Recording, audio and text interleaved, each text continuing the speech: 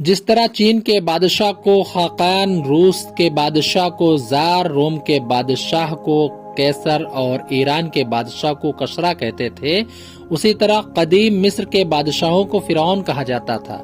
حضرت موسیٰ علیہ السلام کے دور میں جو فرعون تھا اس کا نام ولید بن مصعب تھا، جبکہ مصری روایتوں میں اس کا نام رمیسس ثانی لکھا گیا ہے۔ فرعون خود کو نہ صرف مصر کا بادشاہ بلکہ خدا کہلواتا تھا اور خود کو مقدس ہستی ظاہر کرتا تھا۔ وہ اپنی رعایا سے کہا کرتا تھا کہ میں تمہارا سب سے بڑا رب ہوں۔ وہ نہایت ہی ظالم اور سرکش اور متکبر تھا۔ وہ لوگوں کو چھوٹی چھوٹی غلطیوں پر سخت ترین سزائیں دیا کرتا تھا۔ فرعون کی حکومت میں بنی اسرائیل کی حالت بدترین تھی۔ ان سے مصر کے تمام عہدے چھین لیے گئے تھے اور ان پر قطبی لوگ بے انتہا ظلم و ستم ڈھاتے تھے۔ بنی اسرائیل کی تعداد کئی لاکھ ہونے کے باوجود مصر میں ان کی حیثیت صرف غلام کی تھی۔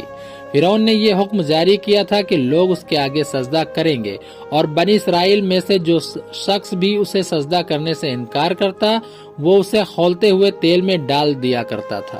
اللہ نے حضرت موسیٰ علیہ السلام کو مبعوث کیا۔ انہوں نے فرعون کو دعوت توحید دی اور اسے سرکشی اور تکبر سے توبہ کرنے کو کہا۔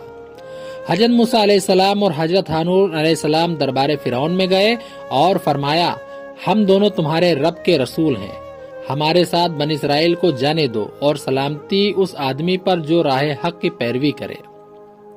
فرعون کہنے لگا، تمہارا رب العالمین کون ہے؟ موسیٰ علیہ السلام نے کہا، وہ آسمانوں اور زمین کا رب ہے، اگر تمہیں اس بات کا یقین ہو۔ فرعون کے مطالبے پر حضرت موسیٰ علیہ السلام سے اژدہا کا معجزہ بھی ظاہر ہوا، لیکن فرعون کہنے لگا، میں موسیٰ کو قتل کر دوں گا۔ وہ اپنے رب کو بلا لے، تم چاہے جو نشانی لے آؤ، میں ایمان لانے والا نہیں ہوں۔ لہٰذا اللہ نے فرعونیوں پر ٹڈیوں، جوؤں، میڈکوں اور خون کا عذاب بھیجا، جو موسیٰ علیہ السلام کی نبوت کی واضح نشانی تھی، جس سے وہ مصائب میں مبتلا کر دیے گئے۔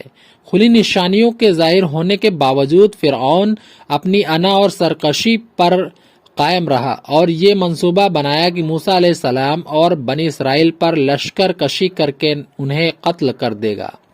لہٰذا اللہ تبارک و تعالیٰ نے موسیٰ علیہ السلام کو حکم دیا کہ راتوں رات بنی اسرائیل کو لے کر مصر سے فلسطین کے لیے نکل جائیں۔ لہٰذا آپ بنی اسرائیل کے ساتھ نکل پڑے۔ ادھر فرعون نے اپنی پوری لشکر کو جمع کیا اور آپ کے تعاقب کے لیے نکل پڑا۔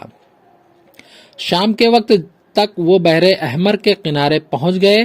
اللہ نے قرآن مجید میں اس تاریخی واقعہ کو کچھ یوں بیان کیا ہے، پس انہیں صبح کا اجالا ہوتے ہی ان کا پیچھا کیا۔ جب دونوں جماعت ایک دوسرے کو نظر آنے لگی تو موسیٰ علیہ السلام کے ساتھیوں نے کہا، اب ہم یقیناً پکڑ لیے جائیں گے۔ تو موسیٰ علیہ السلام نے کہا، ایسا ہرگز نہیں ہوگا، بے شک میرا رب میرے ساتھ ہے، وہ ضرور میری مدد کرے گا۔ تو ہم نے موسیٰ کو وحی کے ذریعے کہا کہ آپ لاٹھی کو سمندر کے پانی پر ماریے۔ انہوں نے ایسا ہی کیا اور سمندر دو حصوں میں پھٹ گیا اور ہر ایک حصہ ایک بڑے پہاڑ کی مانند ہو گیا۔ ہم دوسروں کو بھی اس کے قریب لے آئے اور موسیٰ اور ان کے تمام ساتھیوں کو ہم نے بچا لیا، پھر دوسروں کو ڈبو دیا۔ یقیناً اس واقعے میں ایک نشانی ہے۔ فرعون اور اس کا لشکر پانی میں غرق ہو گئے اور عذاب الہی کا شکار ہوئے، جبکہ اللہ نے حضرت موسیٰ علیہ السلام اور ان پر ایمان لانے والوں کو نجات عطا فرمائی۔